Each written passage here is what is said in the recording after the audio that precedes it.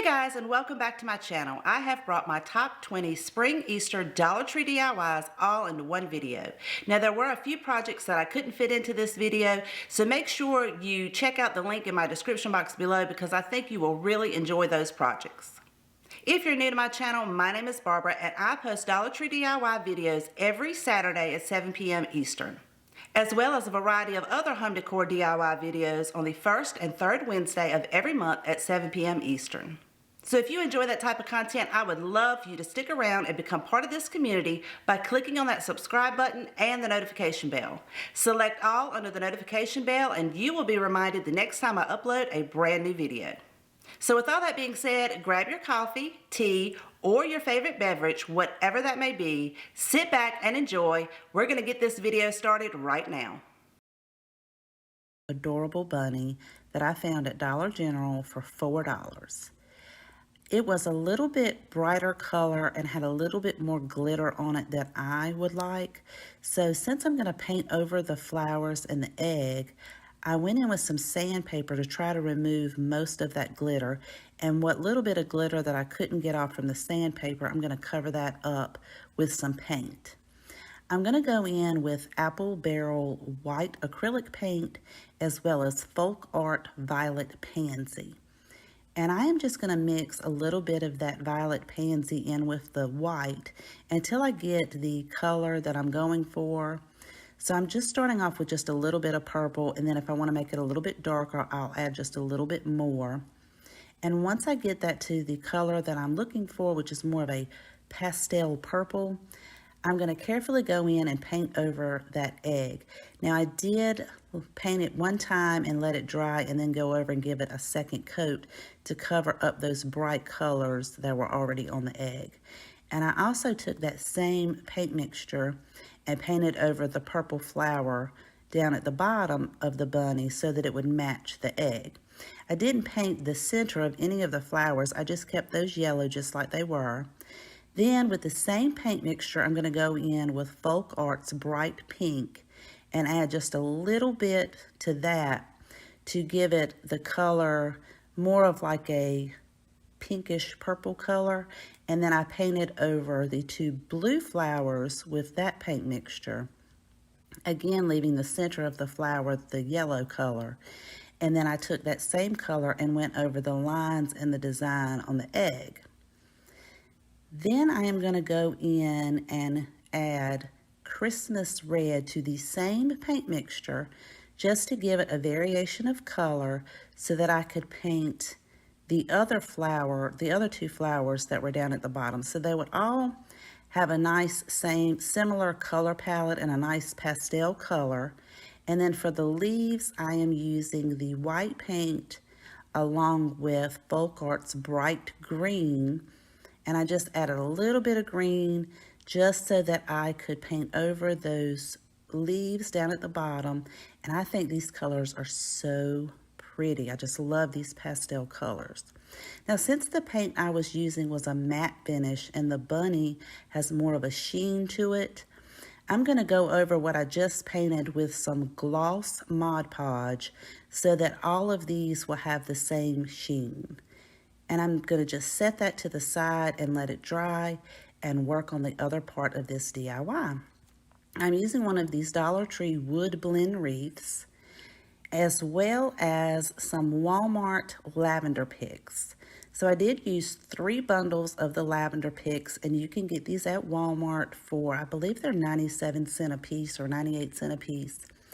And then I'm just using a few of the white flowers that came from Dollar Tree that I had on hand, as well as some Dollar Tree floral wire. I went ahead and cut the lavender stems off of the bundle, and I'm just placing the end underneath the wood wreath form, and then more towards the top I'm going to go in with that floral wire and then just put that underneath one of the wood pieces on the wreath form, and then twist that around the stem of the lavender pick until I get that nice and tight. And then I'll go in and cut that excess off and then tuck that end underneath the wood wreath form. For the second piece of lavender, I'm going to overlap the first piece right there at the end where I tucked it into the wreath form.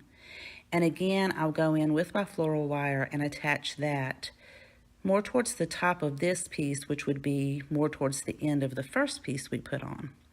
And I'm going to continue to do that around the entire wreath form, having all of my pieces facing the same way. And I'm doing all of this on the side of this wood wreath form. And once I get the entire wreath form covered with one row of the lavender picks, I will go back in and add some more lavender picks more towards the top part of the wreath form. And I'm going to do that in the exact same way that I did the first row. So now these will cover up mostly the top part of this wreath form.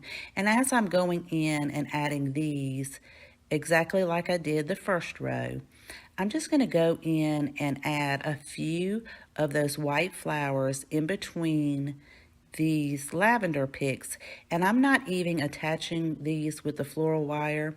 I'm just sliding those into the wreath form until I get it nice and full. And this is how it turned out. It is so pretty. Now this is going to be the base of our centerpiece. I'm going to go in and fluff out all of those lavender picks and pieces and greenery. And then I'm using one of these wood rounds from Dollar Tree. These are one of those hanging decor pieces. And I'm just going to remove the tag. And I love that the color already matched the wreath form. And I am just going to set that right into the middle of this wreath form so that it will give this bunny some nice height. I'm not even going to attach the bunny to that wood piece. You could if you like, but that way it would be easier to store when you take it apart. And I think this turned out so beautiful. I am using this sign from Dollar Tree, and I tried to use my hairdryer to loosen up that glue to remove the paper, but what little bit of paper I couldn't get off, I did go over that with a sanding block to sand that down nice and smooth. And I'm going to give this sign 2 coats of my Waverly white chalk paint, and I did make sure that I painted the back as well because I wanted it to have a nice finished look. So I did make sure I also got the sides. And now I'm going to take my black oil-based Sharpie and go around the entire edge of this sign. I just wanted to bring out the shape of the sign, and I think it just gave it a little bit more character and dimension and really brought out that shape. Once I have that done, I'm going to take this wood bunny that I picked up at Dollar General for $2, and I just really liked the shape of this bunny.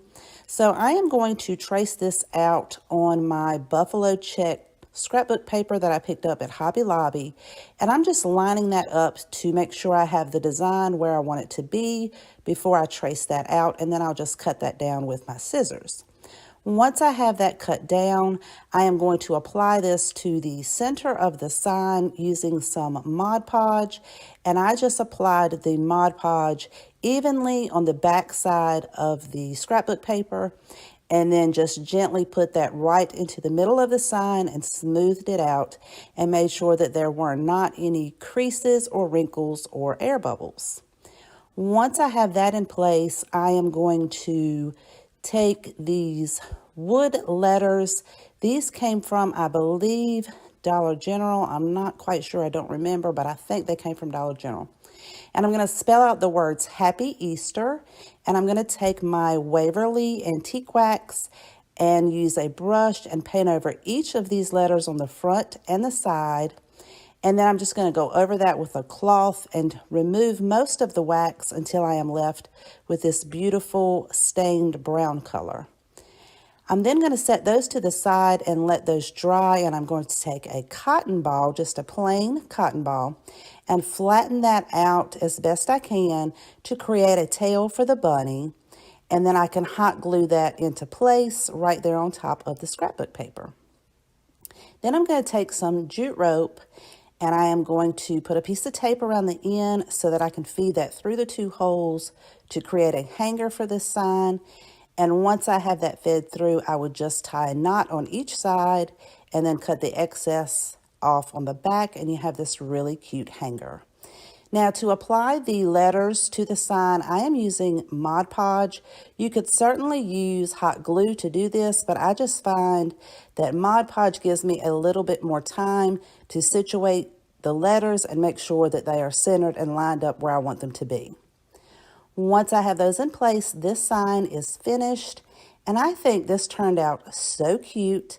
I just love that stained color with the black and white. Let me know what you think of this project.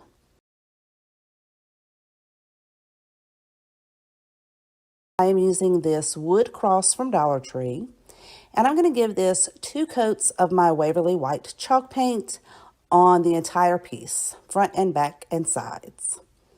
Once that paint has dried, I am going to take a piece of sizzle rope and I am going to I cut it down to about 10 inches. And then I'm going to glue the 2 ends together using hot glue so that I can form a circle. And you just want to hold that glue in place until it sets up. And then you will have this nice, pretty round circle. Once that glue sets up, I'm going to take my antique wax and a brush and I'm going to go over the entire rope.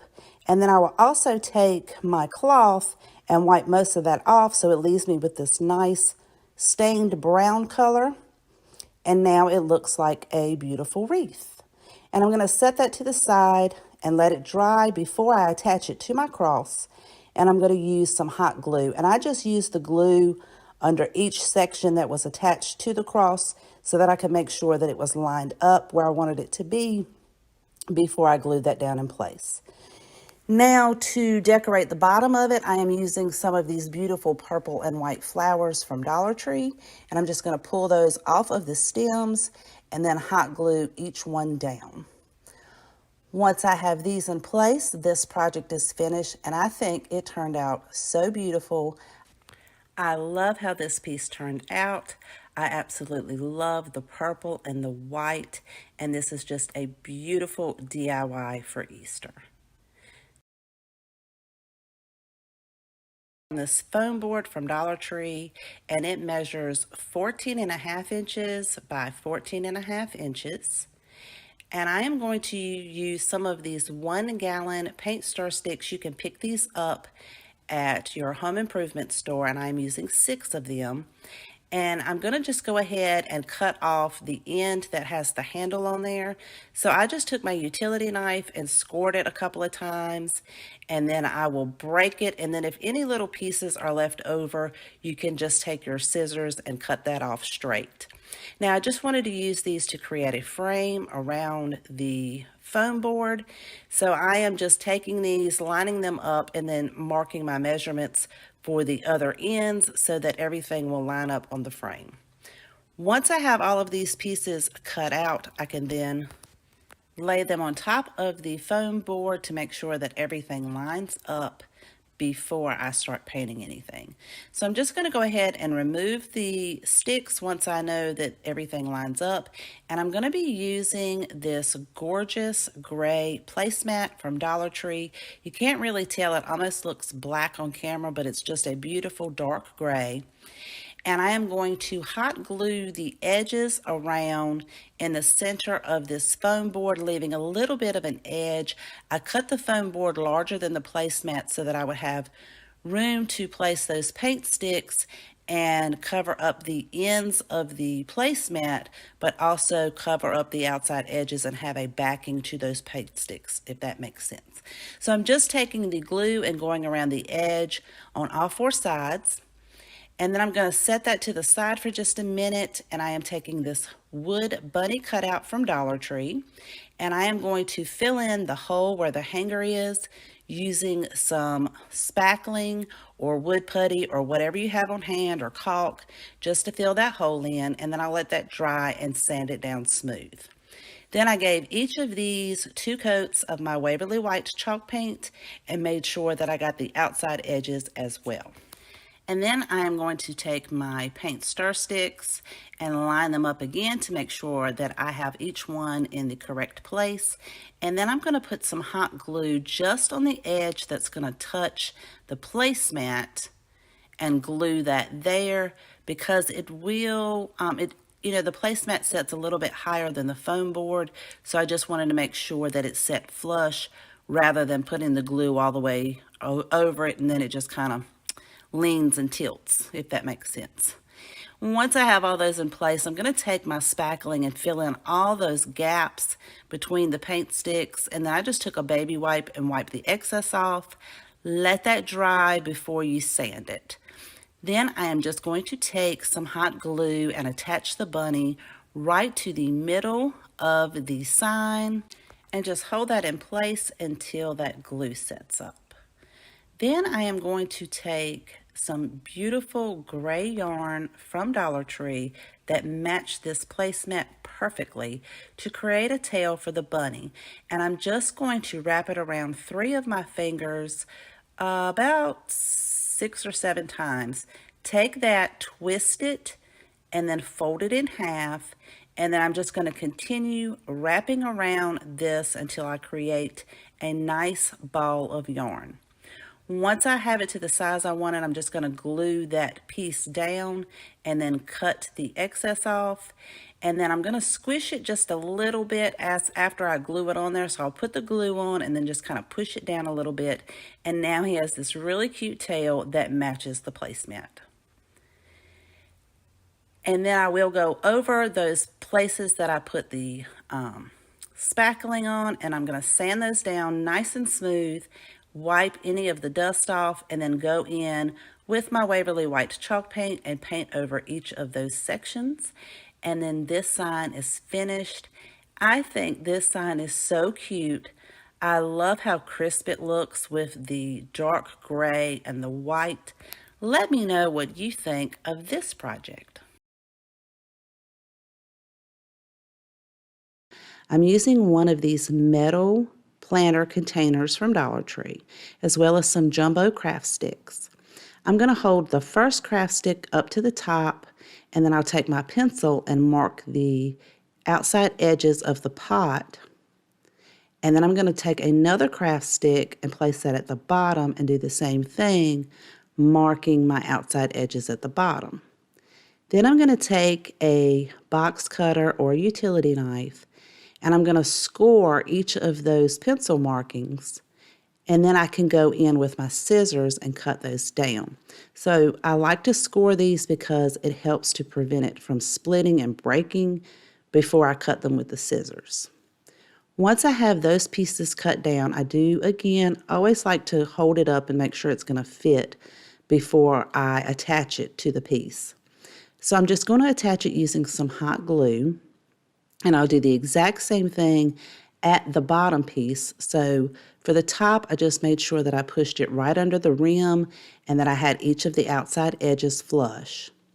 Then I'll add my bottom piece, and then I'm going to take another craft stick and hold that up at the angle. And then I'm just eyeing this, just tracing out where the bottom part of the top stick and the top part of the bottom stick is. And then I can make my marks and cut them the same way. So I'm going to cut all of these craft sticks the exact same way by scoring them and then cutting them with my scissors. Once I make sure that's going to fit, I'm going to glue that one in place. Then I'm going to take another craft stick and do the exact same thing on the opposite side of this same piece. And once I have those marked, and I did find that it was easier if I kind of held it to the side so that I could line that up and draw out my marks. Once I have this glued in place, then I'm going to take 2 more craft sticks. So you're going to need a total of 6 craft sticks for each side. To create my X, I'm going to make sure that I leave the edges in the corners. So you want those edges lined up with the corners where your other sticks meet. And then again, I'm just going to eye it and mark my angles. And then I can cut those down. So I'm going to go ahead and glue one of them in, but then I did not want them to be glued on top of each other. I wanted to cut the space out. You could glue them on top of each other because they will bend a little bit, but I wanted mine to have the cutout in the middle. So I drew the first one and made sure that it was going to line up and cut it out. And then I also went ahead and cut the other half and lined it up before I glue it down. So once you get one of them cut and you make sure that they're both going to line up, then you can glue one down. You just hold them both up there so that when you glue your top piece down, you know where your angle is going to be at the bottom, and that it'll be held in place. And then you can go in and glue your bottom piece and make sure that it is lined up with the top piece. I hope that makes sense, you guys. And once I have that done, I will go in and I'm going to do all 4 sides exactly just like I did the front one. So this is how it looks after I've done all 4 sides. This is so cute and so farmhouse. I just love how it's turning out. I then took my hairdryer and put it on high. Now be careful because this is metal, but I'm going in trying to make sure that I remove any and all glue strands before I go in and paint this with my Waverly White chalk paint. So originally I was going to paint the whole entire outside piece white, but as I was painting the wood, I loved how that metal was coming through. So then I started to make sure that I took my time. So originally I wasn't really concerned about getting the paint on the metal. But then as I saw that I was going to keep that metal, I tried to be a little bit more careful. So in order to get the paint off of the metal, I just used a Q-tip and some nail polish remover, and it took it right off. I mean, you have to scrub a little bit, but it got it right off. And I think this is so cute. I love how that metal pops out off of that white. I'm just going to take one of Dollar Tree's foam squares, place that inside, and then I'm going to decorate this with this really tall, beautiful grass bundle from Hobby Lobby. It was on sale, and you guys, I don't remember exactly how much it was. I think it was $8, but that was before the sale. I'm also using some Dollar Tree baby's breath and some Spanish moss. So I'm just going to pull what little bit of moss I have out left, wrap that around the bottom part of the grass bundle, and then I'm just going to take these beautiful, well, they call them baby's breath, but they're cute little white flowers, and just sporadically place those around in my container. And I think this turned out so pretty. Using 4 of these wooden pallets from Dollar Tree, go ahead and remove all of the label stickers from the back.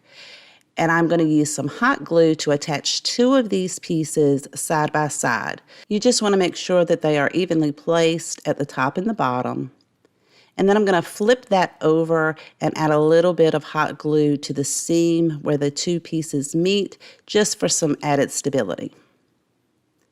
Taking one of the other wood pallets, I'm going to attach it to the back part of one of those pallets, just putting some hot glue on the wood part itself right there on those ends, trying not to get too much extra glue so that it won't interfere if you stain or paint it.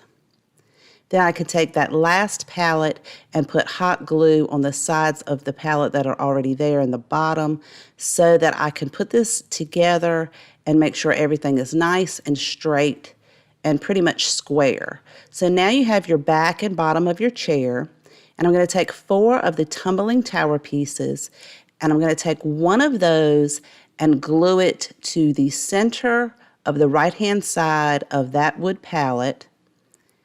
And then I can take another one and place it in the exact same position on the other side. And then I'll take one of those tumbling tower pieces and put a little bit of glue on the bottom to add it to the center of the front part of the seat. So we're creating somewhere for us to put the arm rails for our chairs. And you'll put the last one on the opposite side in the exact same place right there in the center of that pallet.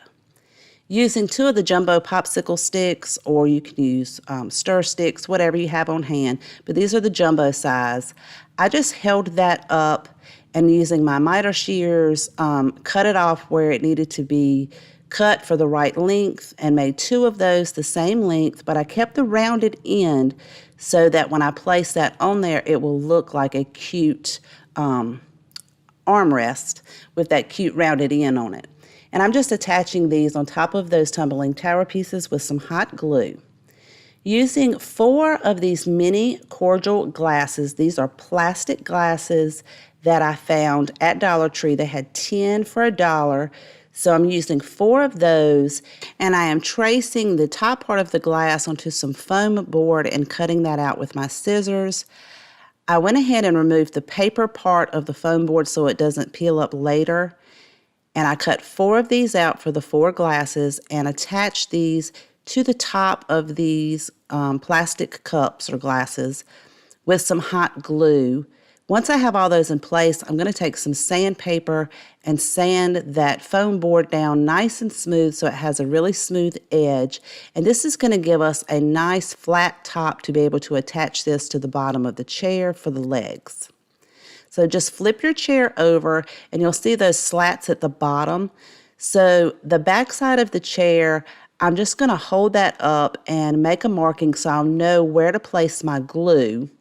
And on the back side, you can add this to the 2 bottom slats where the backing comes down, and then that one bottom slat there. And I'll repeat that on the other side.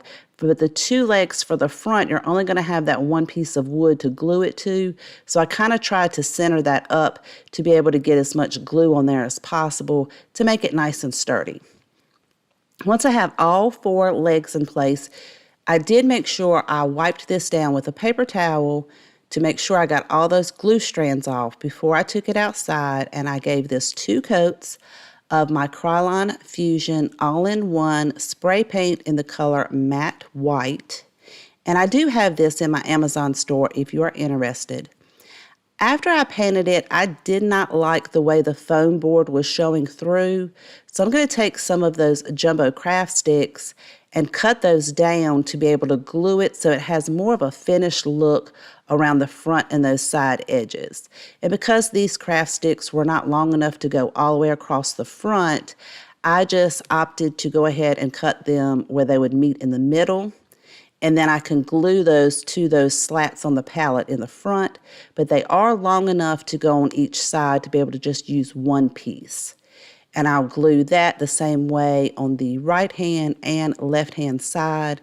Once I have all those in place, I can take my white chalk paint, because I didn't want to take that back out and spray paint it again.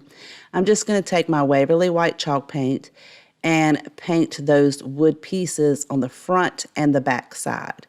So I did originally spray paint it just so it could get into all those nooks and crannies in that palette. But the white paint matches perfectly with the spray paint. I am going to distress this piece. Again, if you don't like distressing, you can skip on to the next part, but I'm going to use my gray chalk paint and really heavily distress over this entire piece to give it a really cute farmhouse feel. And I did also make sure that I went over the legs on the back sides where you could see it. And this is how it turned out after I distressed all of it. And I think this is so cute. So one way you could decorate this is to put a cute potted plant. So it could be a cute little plant holder for you. But I'm going to decorate mine with this really cute milk creamer that I found at Dollar General for $3. And I love the color of it. I love the shape of it. I'm just going to pop a couple of baby's breath in there and set that right in the center. And now you have this gorgeous farmhouse decor piece. I love how this little creamer, the color of that really pops off of this distressed farmhouse chair. Let me know, you guys, what you think of this project. Using a sign from Dollar Tree, which is actually more like a picture frame, I removed the backing and set the backing to the side. I can use that for another DIY. I took pliers and removed all of the metal pieces on the back of this frame. And then I'm going to take some barbecue skewers from Dollar Tree, and I'm going to use 3 of those. So I just tried to make sure that I found 3 of the straightest ones that I could find. I made a marking on the middle of each of the short ends of the frame, and then I'm going to measure the inside portion of the frame so that my barbecue skewer will rest nice right there where the backing was. I just cut the barbecue skewer down, and then I always like to hold it in place to make sure everything's going to fit before I glue this down. I used hot glue to hold this into place. And then I'll take and measure the long ends to make sure that I have equal distance for all of the 6 panes. So I'll know exactly where to place the other 2 barbecue skewers when I get ready to glue those on there. I also made sure that I made a marking on the middle barbecue skewer because I'm also going to add some glue there. Then I took my measurements to determine how long I needed each one of those skewers to be, cut those down, and then I can glue those into place. Now, they are going to bow just a little bit because you're resting them on the back of that middle skewer. So to hold that in place, I'm going to use hot glue and then to hold that there just long enough for the glue to set up. But once I have the other one in place, I will go back in and add hot glue on top of each one of the ends of the skewers that match up to the back of the frame. And make sure that glue has set before you do any painting or staining. I'm also going to use 2 of these wooden crates from Dollar Tree, and I am just going to hot glue them end to end. And then I'm going to take my antique wax made by Waverly to go over this piece. Using a brush, I like to just apply the wax, and then you can take a paper towel or a cloth and just smear that in and sort of lighten it up a little bit to give it more of an aged, distressed look. I also made sure that I went in between every one of the slats and I covered the entire piece, including the bottom as well as the inside. I took the same wax and went over this entire picture frame. Now, this is not real wood on the outside of the frame, so I did have to go in and touch that up a little bit in certain spots once the wax had dried. Taking 3 of the tumbling tower pieces, I also stained those with the same wax. I'm going to use those as a support to hold the top of that window frame to the back of the crates. Using some hot glue, I can just glue it to the top of the back part of the crates, but then these tumbling tower pieces are really going to give it a nice joint between the window frame and the bottom of the crate there. And I'll just put one on each end and one in the middle. Let the wax set up, and then you can decorate it. And this is such a super cute piece. I really do like how this one turned out. To decorate mine after, of course, the wax is dried, I'm going to use some of those very small terracotta pots that you can pick up at Dollar Tree. I did not have 4 on hand. 4 would fit perfectly in this. I did have 3, however, so I'm going to add those 3 and add some boxwood greenery in each one of those. And then for a cute little touch on the end, I'm going to use this cute watering spout that I picked up at Dollar Tree. It's on a stake, and it's very easy to remove that metal stake. I just twisted it around until I got it nice and loose, and then I took my pliers and popped that off. Just be careful not to cut yourself because that is metal. And then I can just set it right there on the corner, and I think this turned out so cute.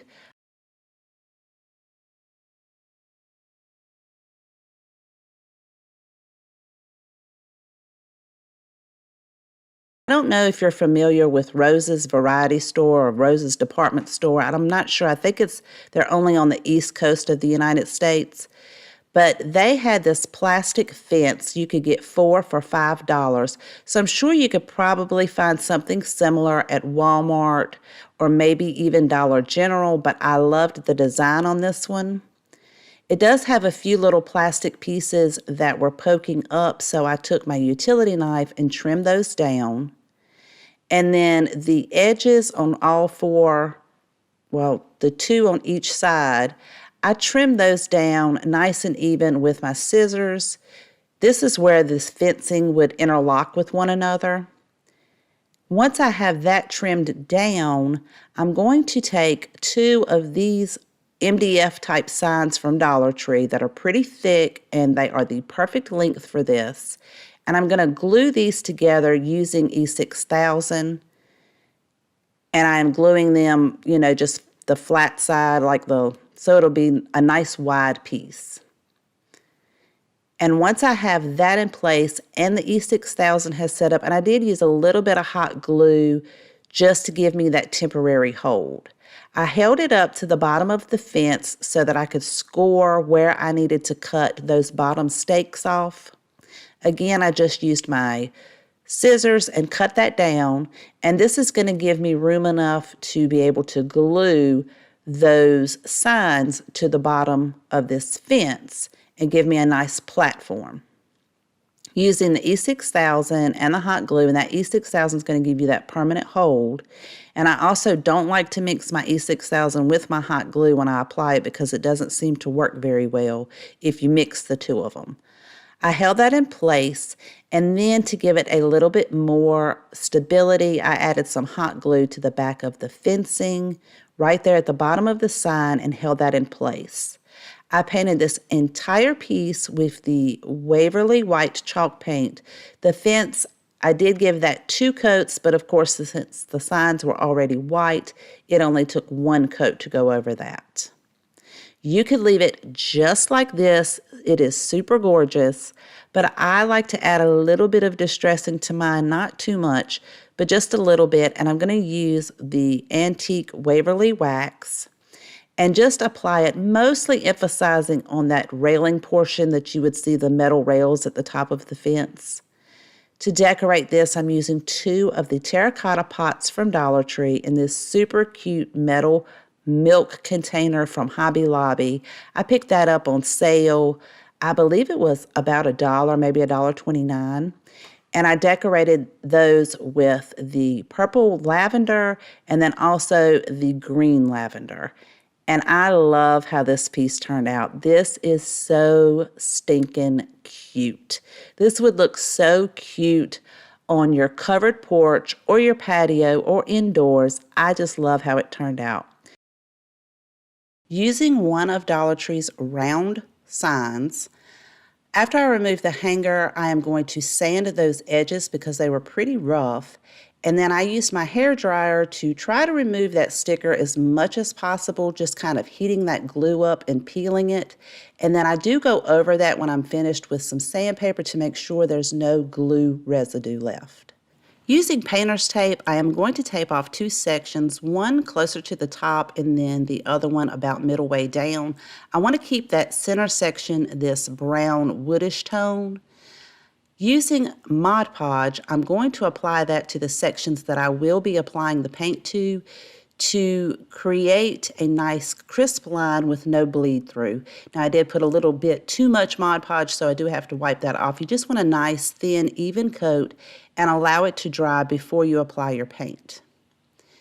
I will be using Folk Art White Adirondack chalk paint and applying 2 coats to those 2 outside sections. I also painted the outside edges of this sign except for where the brown part is, so that the outside edges would be cohesive. I also let my paint dry before I removed the painter's tape, but you could probably remove it while the paint is still wet. But it gave the most beautiful crisp lines with no bleed through. Now I am going to take the same white chalk paint and a dry brush because the inspiration piece had some distressing on the wood part. So I am going over this in one direction and then I'm going to go in the opposite direction to create that pattern line look that the inspiration piece had. And I'm just dry brushing over the wooden section of it. I am also going to use Deco Art in the color Artifact, which is just a beautiful gray color, and dry brush over the white sections of the sign to give it that nice distressed look. And here I'll give you just a close-up so that you can see it's just very light distressing on the white part. I want this piece to be finished looking, so I am going to cover the back with some craft paper, and I'm going to use the glue stick to go all around the back part of the sign, especially the edging. And then I'll flip that over and press it down onto my craft paper. And then I'm going to flip it over again and just smooth everything out and make sure that it gets a nice good seal on the glue. Once that glue has set, I can flip it back over and I'm going to set it on a cutting board and use my utility knife to go around the outside of the sign. It's going to give us a beautiful, smooth, finished look on the back. And it's so easy to do. I do want to keep the hole there at the top so that I can put a hanger. So I just used my pencil and poked through the front and then back again through the back so that I will have a place to place my hanger. I'm going to freehand the design at the bottom of the sign. I'm just looking at my phone and just drawing according to what the inspiration piece looks like. If you're like me, I love to watch things like this just come to life. But if you don't like watching this, then you may want to skip ahead about a minute and a half. I'm just going to play some music and I hope you enjoy.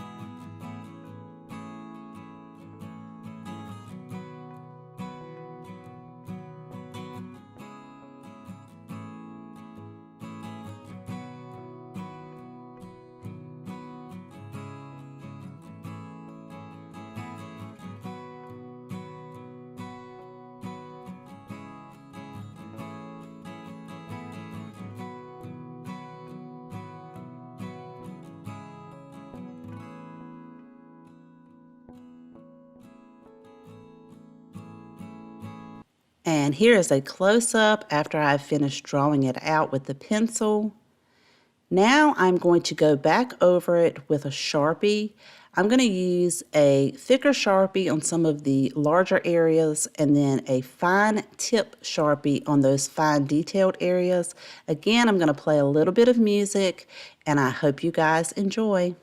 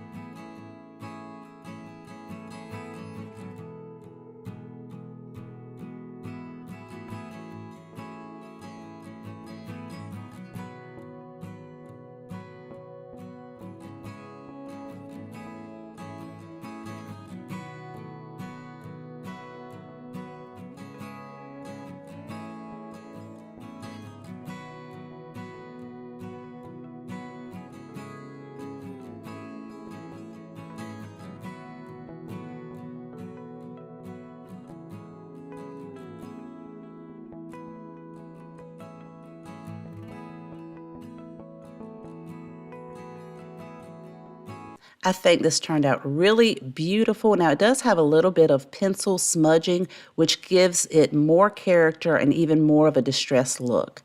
I'm using some of these wood beads. Now I buy mine from Amazon in a very large package with different sizes. I have that listed in my Amazon store in my description box below if you are interested. I am trying to get the color consistency of the woodish color on the sign. So I am using apple barrel acrylic paint in the color khaki, and then I'm mixing just a little bit of apple barrel acrylic paint in the color nutmeg. And I'm just going to place each one of my beads on a barbecue skewer, which makes it just a little bit easier to paint. And then I will set those 5 beads to the side and let them dry. I created a decal for the top part of the sign using my Cricut. I also have this as a free printable on my website, again, which is in my description box below if you are interested in printing that out for your project. If you do have a Cricut, the home part of the sign, I use the font Eve Adam, and for the rest of the wording, I use the font Dom Casual Standard. When I pulled my transfer tape up, it did take off a little bit of that distressing, so I will have to go back over that with the white chalk paint and distress that again. I am using some hemp rope to apply the beads to, and I'm just going to feed the end through the back and then just wrap it around, tie a knot, and make sure that I put my knot towards the back of the sign so you don't see it. Then I can push those beads down and create a loop at the very top, and then I will double knot that at the bottom of the loop to create the hanger, and then I can cut that excess off at the loop at the top as well as the excess I had on the back of the sign. And then this project is finished.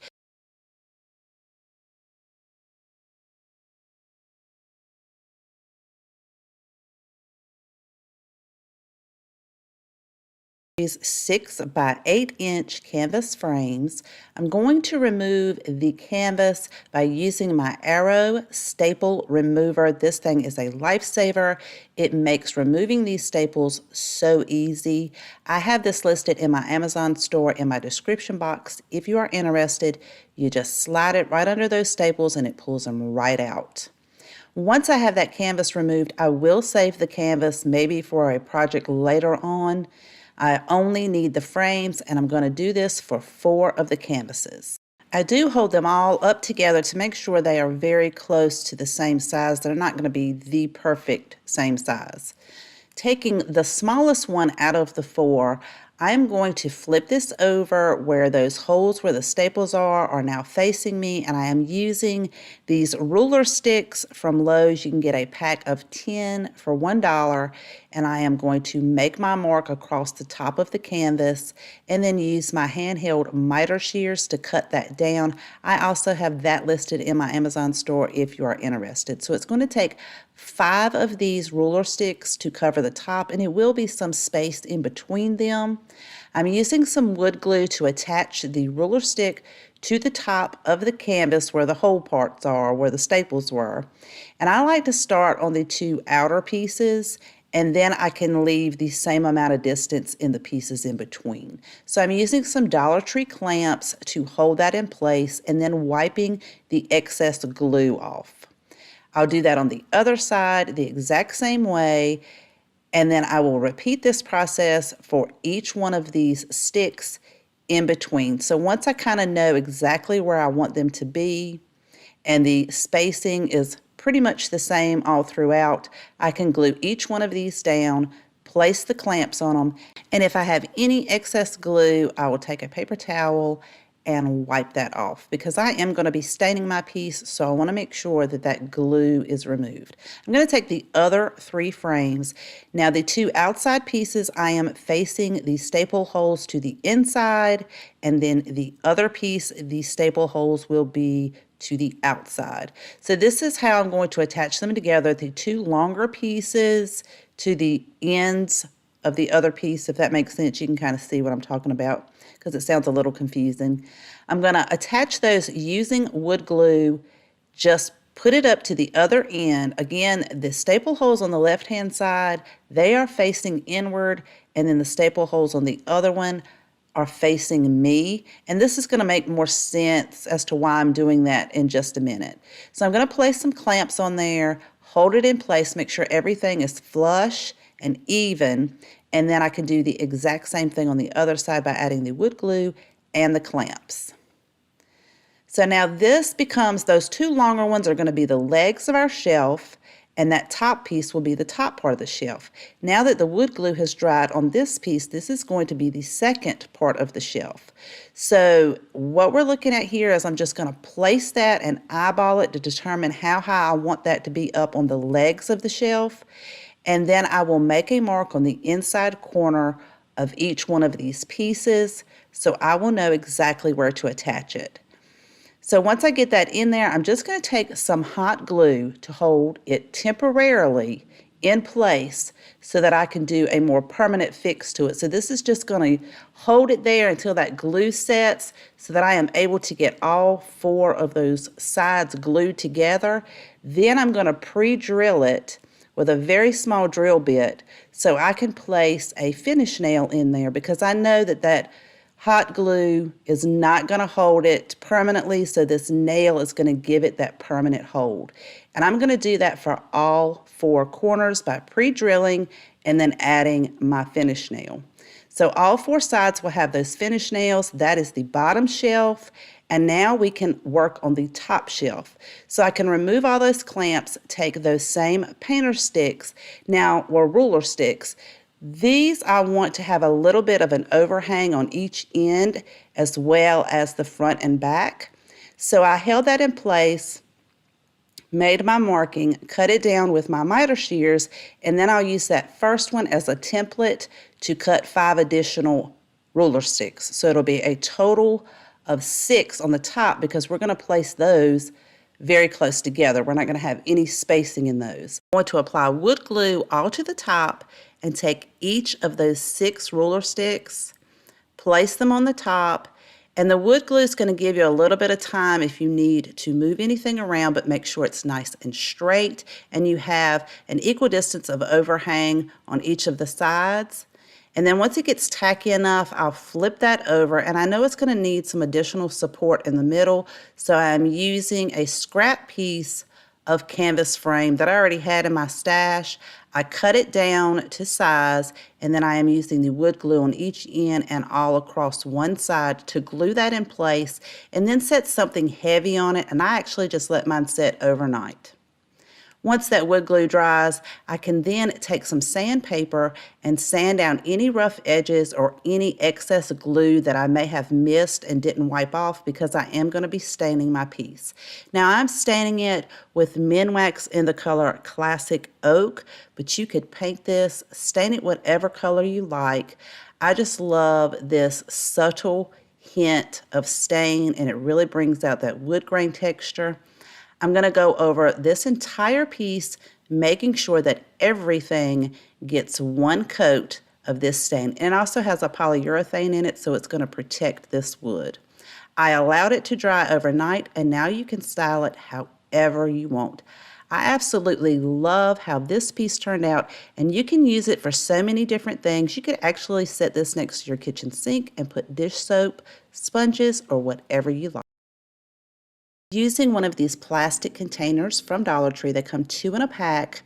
They measure 6 inches in diameter across the top and 4.5 inches across the bottom. I'm going to give this 2 coats of white chalk paint in the color White Adirondack, allowing it to dry in between coats. Then I'm going to take some black chalk paint and a wet baby wipe, place my finger inside of the baby wipe, dip it into the black paint, and go around the entire rim at the top of this container to create an enamelware look. I am also going to take that same baby wipe, dip it into the black chalk paint, and create worn enamelware look on several different areas. I'm just dabbing this onto it. I don't want a perfect circle. I do want some of it to look a little bit splattered on the edges. Taking one of Dollar Tree's white pitberry garlands, I'm going to hold that up to see how wide I want to create a circle to go inside of this container.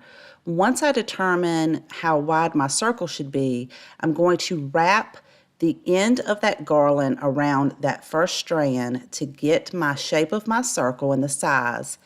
And then I'm going to rotate it around until I finish the entire garland and get to the end and it's nice and thick. Then I'll take that end piece and wrap it around the entire garland to hold it in place. Then I can set this down inside the center of the container. And to hold the pitberry garland in place, I'm using some Dollar Tree floral foam. So I wanted to make sure that it's the right height and the right size before I use some hot glue to glue these 2 pieces down, and that's going to hold my garland in place. Then I'll take some extra Dollar Tree floral foam in small pieces and put those all around the 2 original pieces that were placed in there to hold the garland.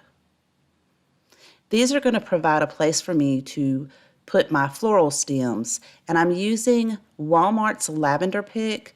I'm going to cut the stems off the bundle and then cut a couple of those even shorter. I'm going to place these around the outside perimeter of the container, leaving the center empty as well as the front because I want to make a bird's nest. So I'm using some Dollar Tree Spanish moss, and I'm just going to form like a roll and then kind of roll that around into a circle and then push the center down and then form the outside edges to make this nest. Once I get the size I'm looking for, I'm going to place that in the center on top of the floral foam, and then I can fill in the front area with the rest of my lavender stems. To place in the nest, I am using some beautiful white birds that I used on a previous project. If you're interested in seeing that project, I'll leave that in the cards at the top of this screen as well as in my description box. But these birds came from Dollar General. They are painted with white chalk paint. And to make it match the Enamelware container, I'm going to take an oil-based Sharpie and fill in both of the birds' eyes. Then I can nestle both of the birds down into the nest, and this project is finished. This is such a beautiful spring arrangement. I love how this project turned out, and I hope you guys like it too. It was so easy and so fun to make, and it looks very elegant.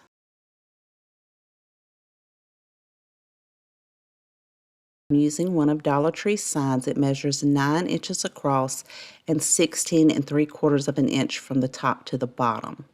I removed the bow so that when I flip the sign around, it will sit flat, and then I'm going to use one of Dollar Tree's wired Easter egg wreath forms, and going on the outside edge of that inner ring, I'm taking a black Sharpie marker and tracing around that. Then I can set the sign on top of a cutting board and use my utility knife and very slowly and very carefully go around the marks that I traced out.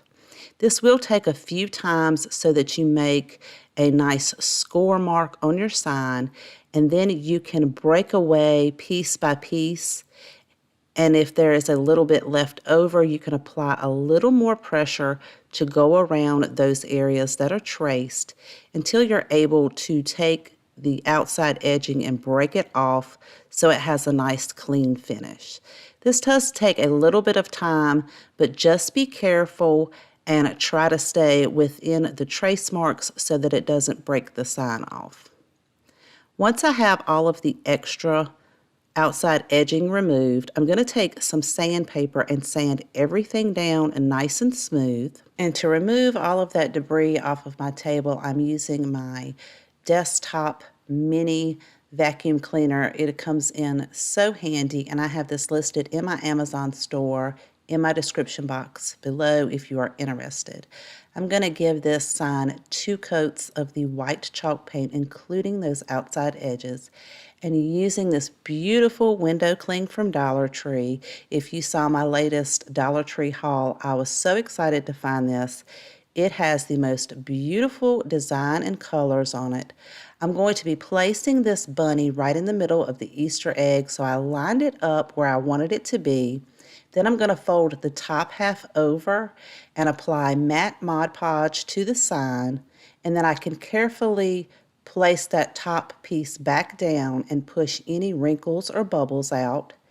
And then I can repeat this on the bottom half of the bunny. I'm just using a nice even coat across the entire sign.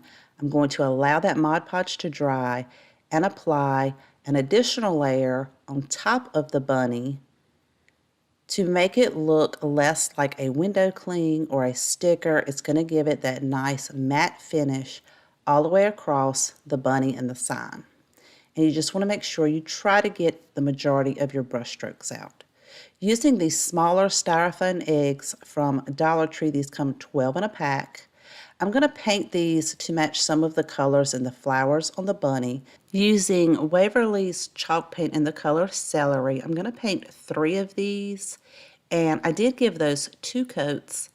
And to make a nice pastel yellow, I'm going to mix some white chalk paint with Folk Arts Lemon Yellow, just added a dot in there. I'm going to mix it up thoroughly. It's going to give me a beautiful pastel yellow color, and I'll paint 3 of those.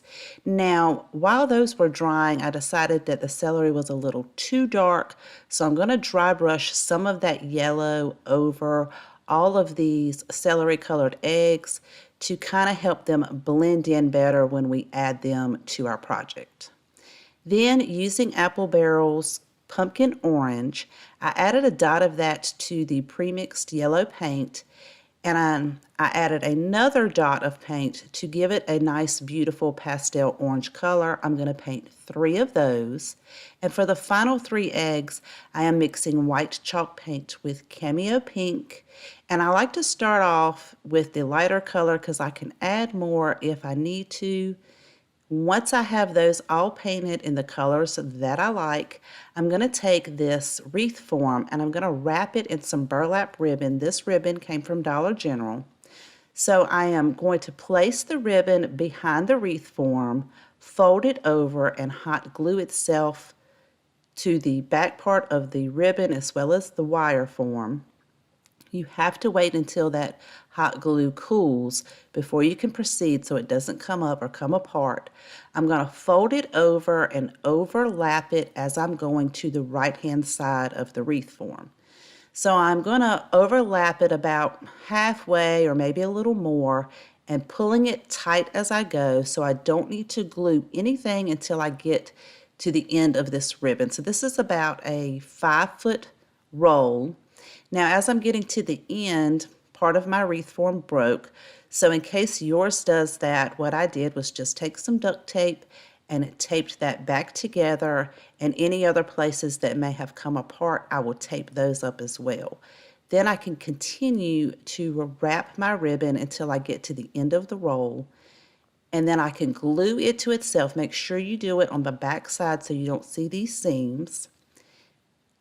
And then I can take my second roll of burlap ribbon and apply it. Now I have turned it around where the point of the egg is towards me, and I'm going to apply the ribbon on the backhand side, and I'm going to fold it over and overlap it back up to the end that I started. So the reason I started back around where the pointed end is because I want all of these openings facing up when I flip my wreath form over. And this will make a little bit more sense when we get ready to add our greenery to it. When I get to the end, again, I'm going to make sure that I glue it on the backhand side of the wreath form so you don't see these seams, and let that glue cool and set before proceeding. I'm going to cut that excess ribbon off and flip it over. So this is how it's going to look. So it has all those openings facing from the bottom up to the top. Now I can place my sign right on top of the wreath form, and I'm going to do that using some hot glue. Once I have that in place, I will press firmly, and then I'm going to flip it over and add a little bit more hot glue to the seams to the back to make sure that it stays in place.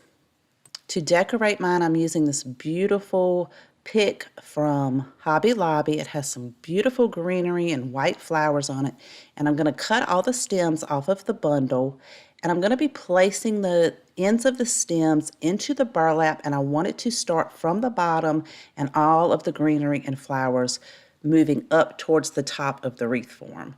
So as I'm placing the stem in there, I'm going to bend them around to create the shape of the egg form, and then place them periodically as I go up, some on the inside towards the sign and some on the outside toward the outside part of the wreath.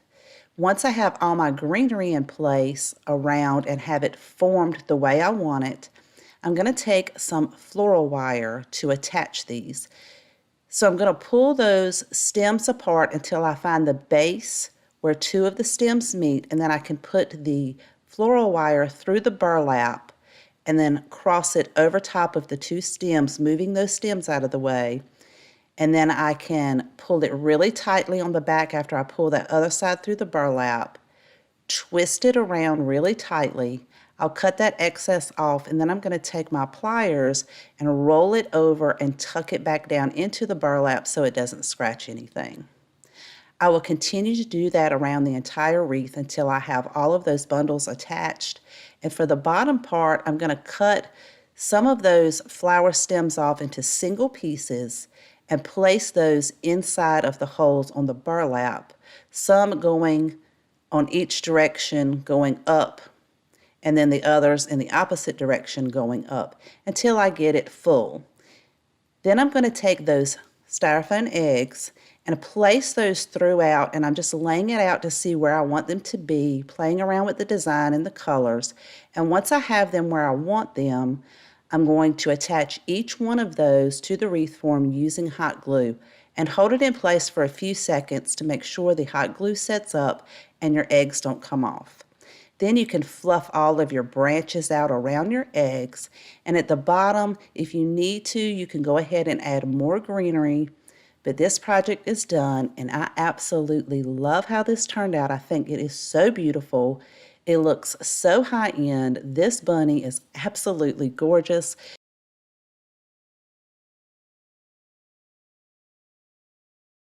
I'm using 2 of Dollar Tree's styrofoam bunnies, a 220 grit sanding block to go over them and smooth them out.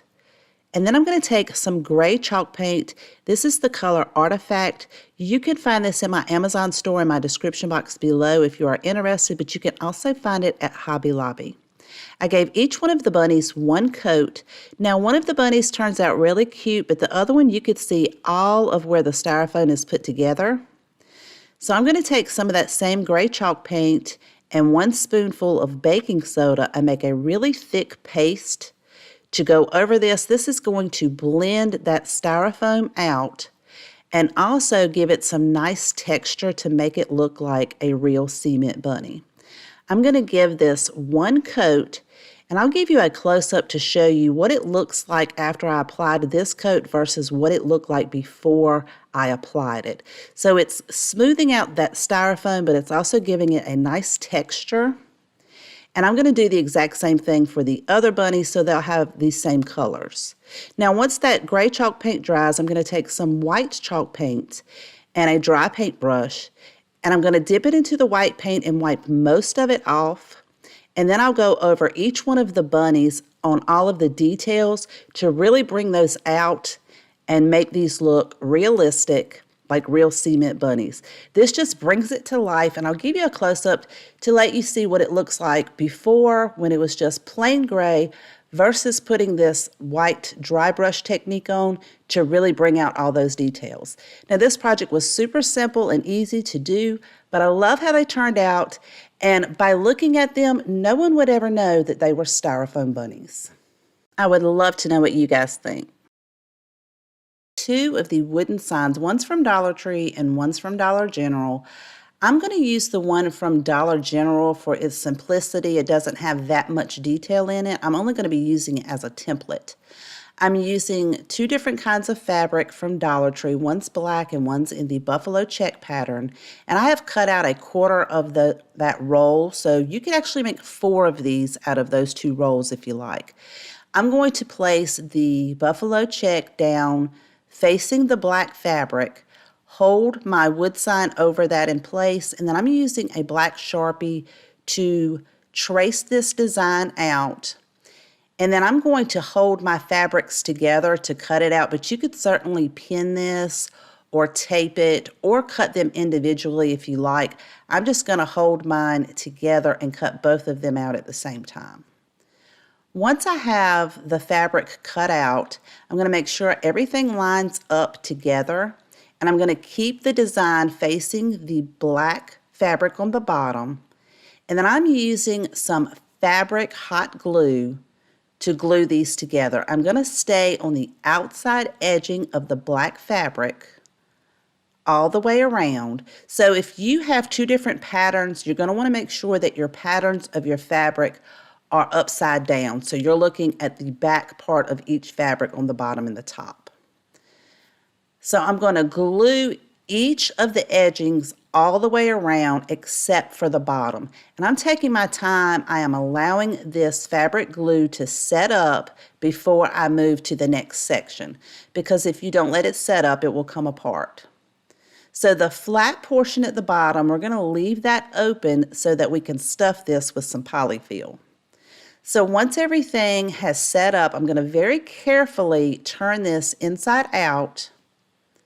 And what I did was just pull the ear down as far as I could, and then you can use a marker or a pencil or a paintbrush. I just used my Cricut spatula because it was sitting there, the end, and I'm going to push that through so that I can turn this right side out.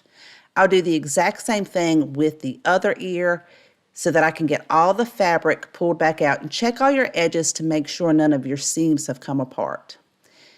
Taking some polyfill, I'm going to push this into one of the ears until I can get it to the tip. And again, I just use the end of that Cricut spatula to push this all the way to the tip of the ear.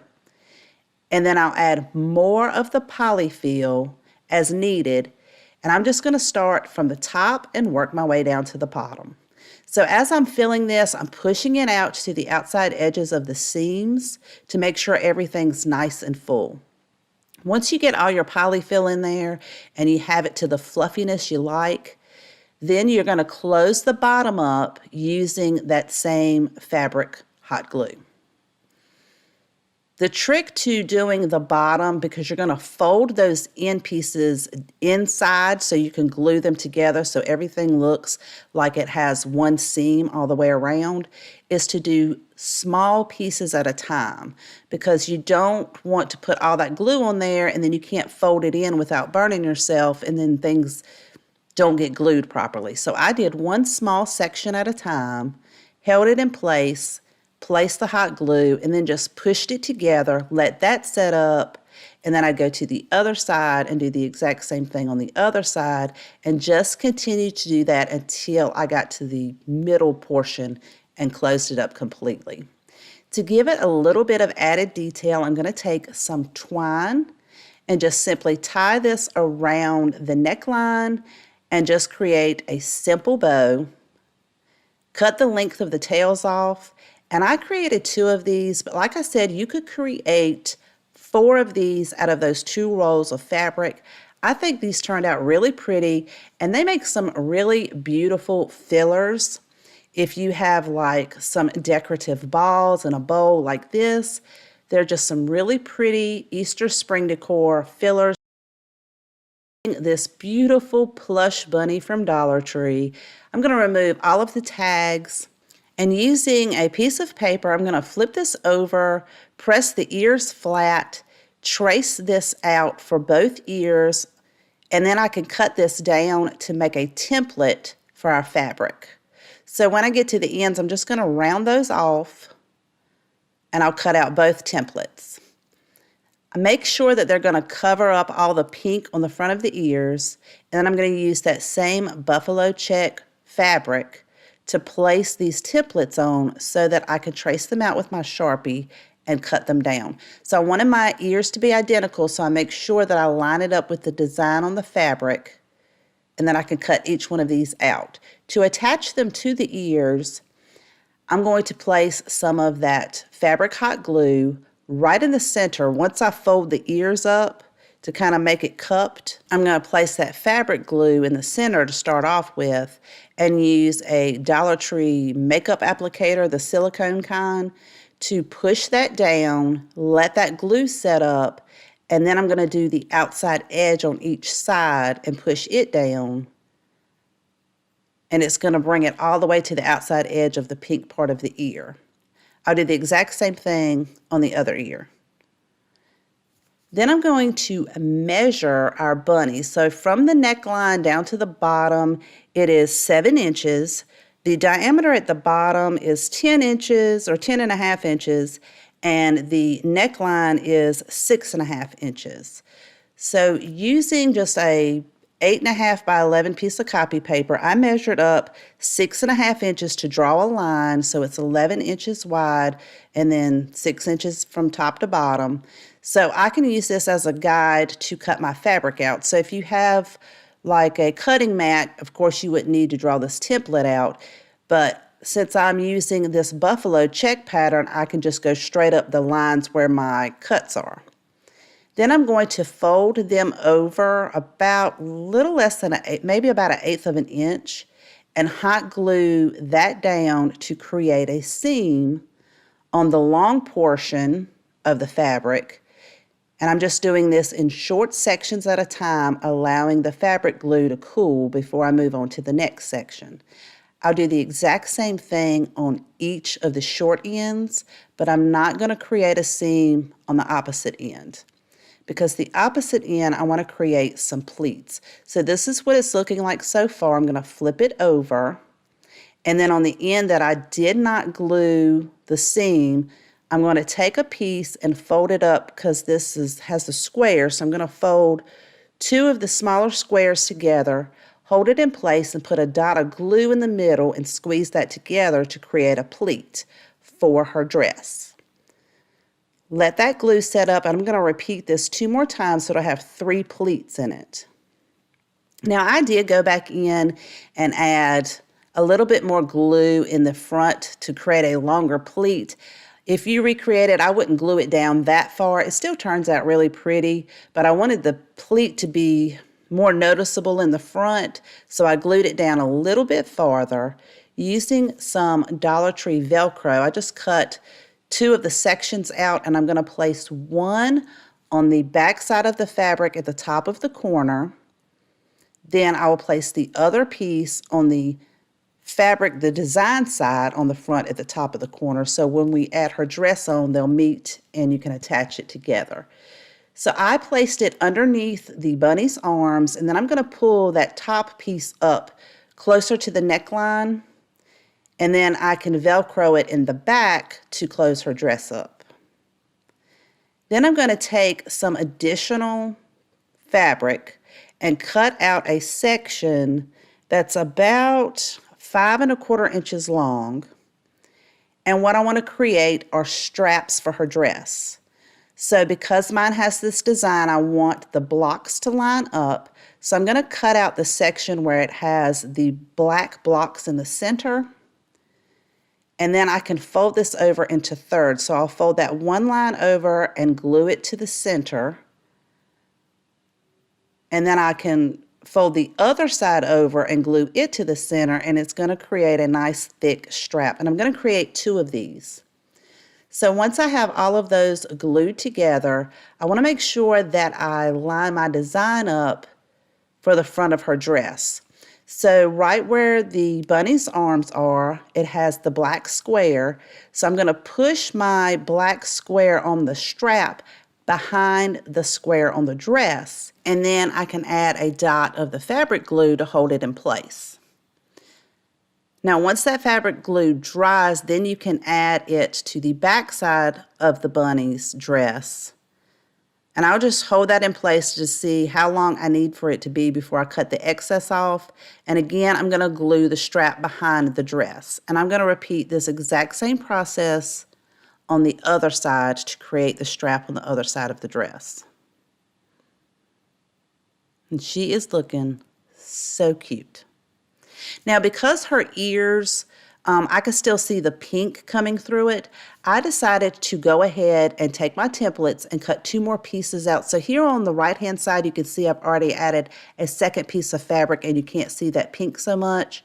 So I'm going to add this piece to the other side. So if you recreate this, you may want to cut out 2 pieces of fabric to cover up the pink portion of the ear. Unless you're using like a darker fabric, you won't be able to see through it. So I'm just going to attach it just like I did the original pieces, making sure I start off in the center and then do the outside edging. To give it a little bit of detail at the top of the dress, I'm using some of Dollar Tree's ribbon. It's like burlap and lace. And I'm going to hold this up to determine how long I need the piece to be. And it's going to go underneath her arms. And I'm putting a tiny dot of glue and then gluing it to the top part of the dress. And I'm not going to glue it all the way around. I'm just going to add glue in a couple of spots to hold it in place until I get to the back side. And then I can glue that down to the edge of one side of the dress, and I'll do the exact same thing on the other side. And then any excess ribbon I have left over, I can cut that off and then glue that little end piece down. Then I'm going to take that same ribbon, put a little bit of glue on the end, and I'm going to roll this up. And you don't want to roll it too tightly. You kind of want to roll it a little loose because I want to create some burlap flowers to put right there like a bow on the top of her head. So I'm going to roll it around until I get it to the thickness I want, and then I'll put a dot of glue to glue the ends together. So I'm only gluing the beginning and the end, and then once I cut the ribbon from the spool, I can take the back part of the flower and pull just a little bit out so it'll look like a burlap flower. And I'm going to make 2 smaller ones to go on each side of the larger one in the exact same way. And then sometimes if it doesn't want to pull out, you can roll it a little bit and then pull those little end pieces in the back out. Once I know exactly where I want to place these, I'm going to attach it using that fabric glue. So I chose to put the larger one in the center and then 1 small one on each side. And you could stop right there. She is so adorable. But I took it a next step further and used a combination between a black Sharpie and an oil-based black Sharpie marker to go over the pink areas on her feet and her hands, because the bottom is made of felt, so a plain Sharpie didn't want to really show up that well, so that's why I used the combination of the 2. I filled in the mouth and the nose, and she is so pretty. I absolutely love how this turned out. I mean, for just a few dollars, you have a customized plush bunny for your Easter decor. You guys let me know what you think of this project.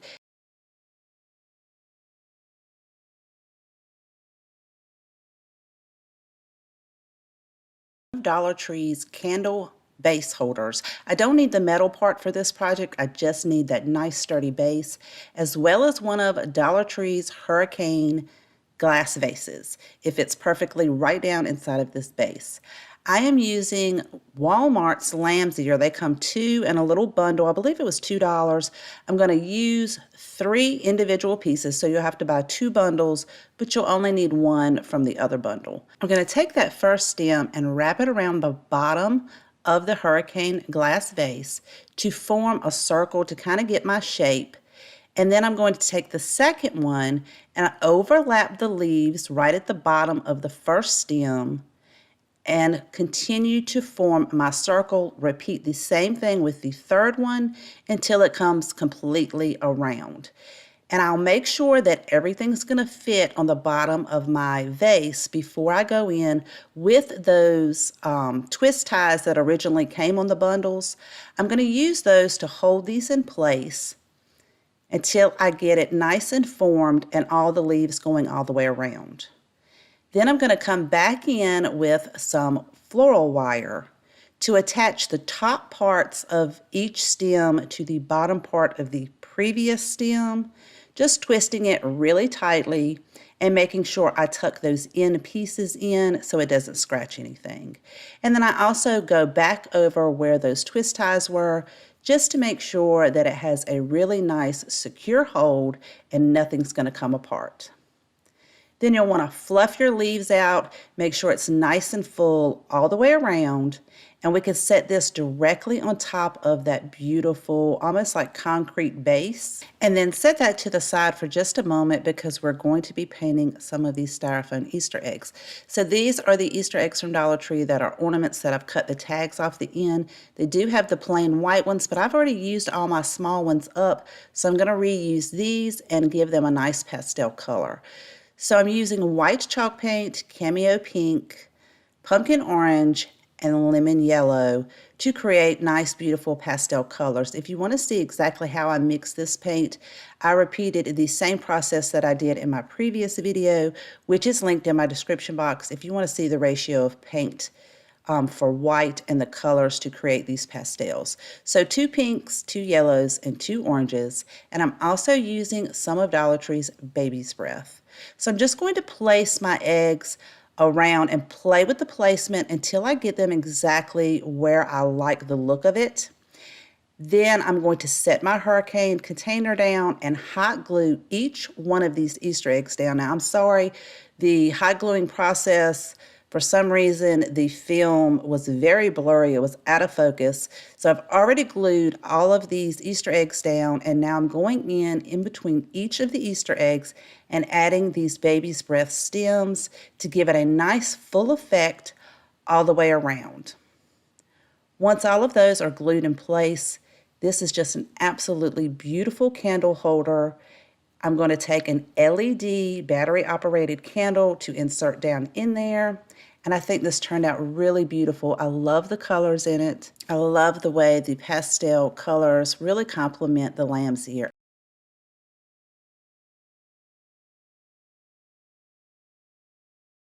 Using this faux book stack from Dollar Tree in the Valentine's Decor, I'm going to remove the ribbon but set it to the side because I will reuse it. And I'm going to give this 2 coats of Folk Arts white chalk paint in the color Adirondack. On the end pieces, I'm going to add it a little bit thicker to give it some texture so that it will look like real ends of a book.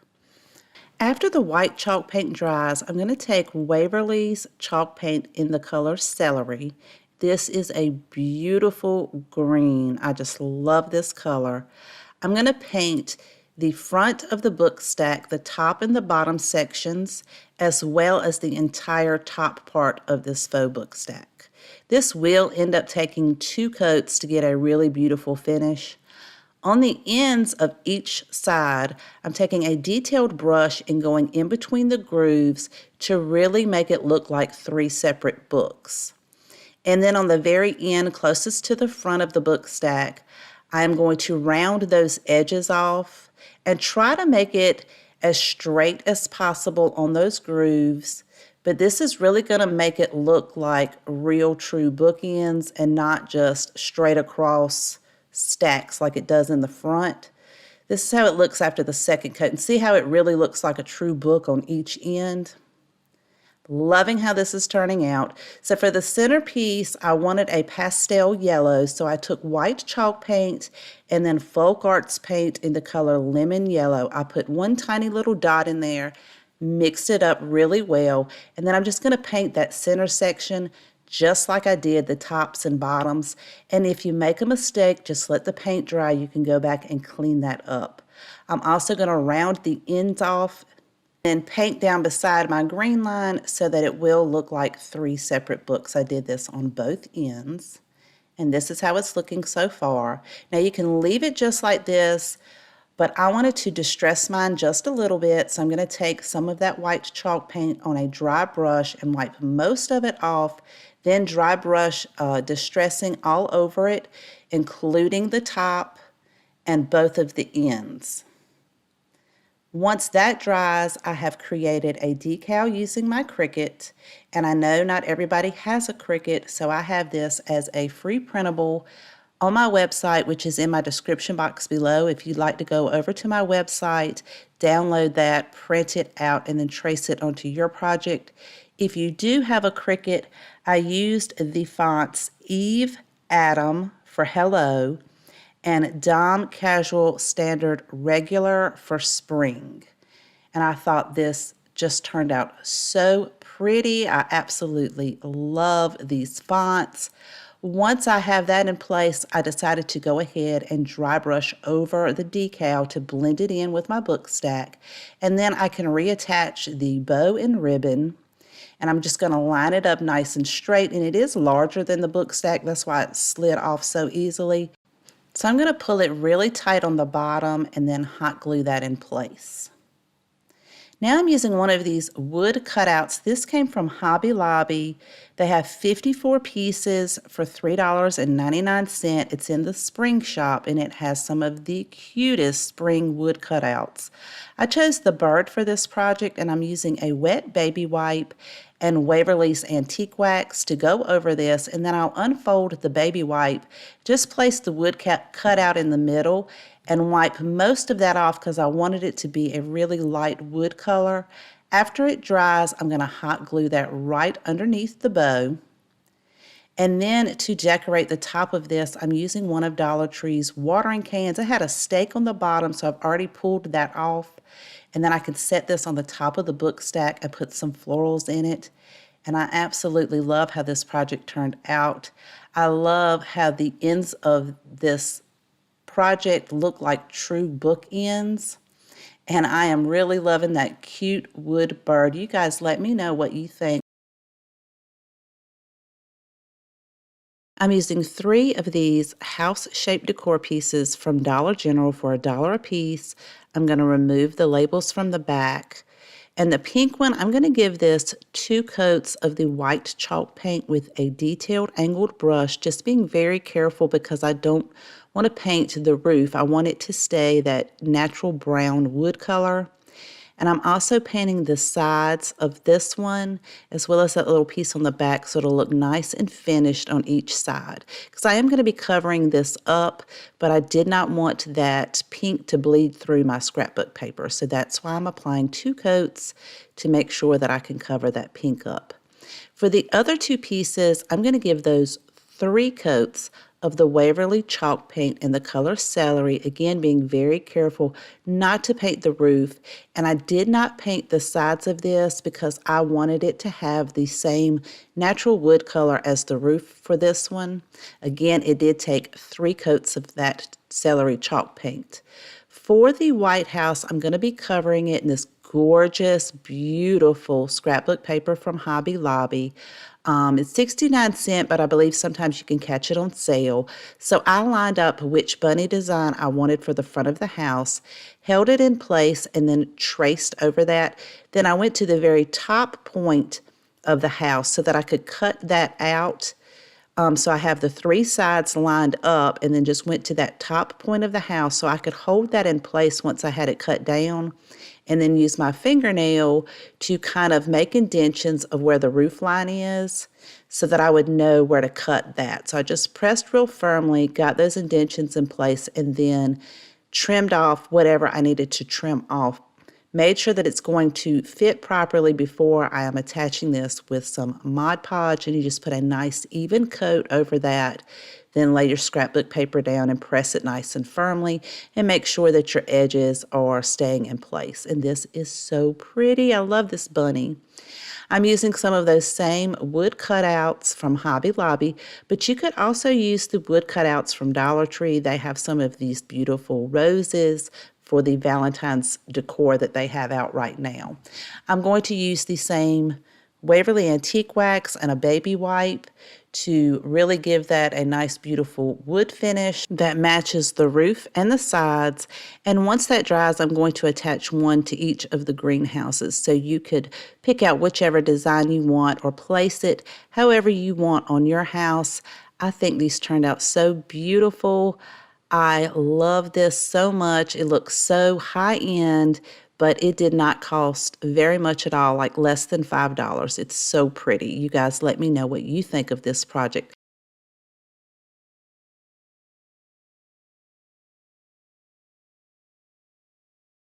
Look how gorgeous this Fresh Flower Market sign is from Dollar Tree, but we are going to spruce it up just a little bit. I am using my staple lifter. I have this listed in my Amazon store if you're interested. It comes in so handy to remove those staples. And I am using some scrap wood that I had in my shop. It measures about 1 inch wide and it's about a 1/2 inch thick. So I held it up to the sign to see how long I needed to cut those sides. And then I used my handheld miter saw box to cut those down, and then I'm going to hold them in place so that I can take the longer pieces and determine where I need to mark to cut those down. And I'll use that same handheld saw to cut those 2 pieces. And I'm just using the first one as a guide to mark the second one. So the 2 longest pieces ended up being about 11 3/4 of an inch long. The 2 shorter pieces were 3 3/4 of an inch long. And then I'm going to sand down all of those ends that I just cut and go over each piece of this wood to make sure they're nice and smooth. Then I'm going to use a square so that I can make sure everything is straight and lined up. And I'm going to use some Gorilla Wood glue to be able to glue my pieces together. So I'm going to put some on the long end and then push that up to the short end. Hold it in place and try to make sure it is as straight as possible. Then I can put some glue on the other piece and slide that up. And then I'll slide my square up to make sure everything is nice and straight and square. Then I can add that 4th piece by putting some glue on those 2 ends. And then sliding that in between the 2 long pieces. Then I'm going to take the sign and push it down just to make sure that it's going to fit before I put my clamps on here. And I want to squeeze that really tightly to make sure that everything's pressed together and that that glue will adhere well. Then I'm going to pop the sign out so that I can let that glue set up. And I'm going to take 6 of the tumbling tower pieces and apply glue to 2 sides of that so I can push one in each corner. This is going to provide a base for the sign to sit on, and is also going to provide some extra support for all of our corners and seams where we attach them together. So I allowed that glue to dry. I also removed any excess before it dried with a paper towel, and I allowed it to dry for about an hour before removing the clamps. Then on the back side, I took some sandpaper to make sure I sand down any glue before I stained this.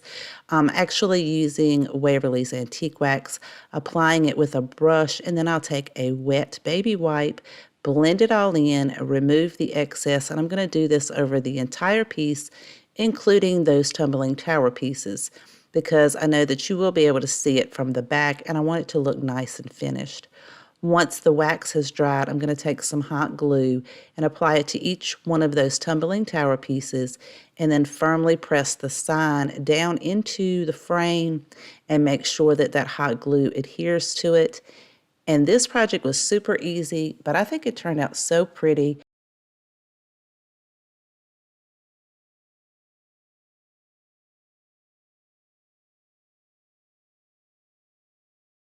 Tree's 14-inch wire wreath forms, as well as some burlap ribbon. I think this ribbon came from Dollar General.